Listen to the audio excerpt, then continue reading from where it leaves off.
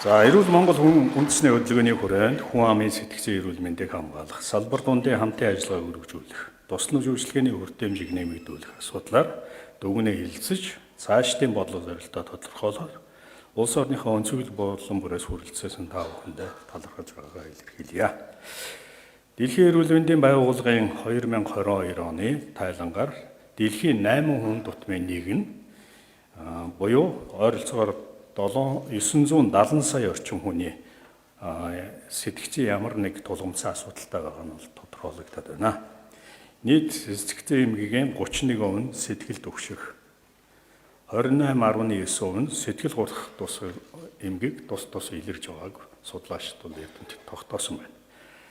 Монгол хүн бүр арх тамхи альва хорт зуршлаас ангид байж, эрүүл мэндэд анхааран, эрүүл зөв амьдарч, эх орон гэр бүл хань ижилдээ үн цэнтэй эрхэм хүн байж, урт наслж их зүйлийг бүтээх нэр төртэй амьдрах учиртай.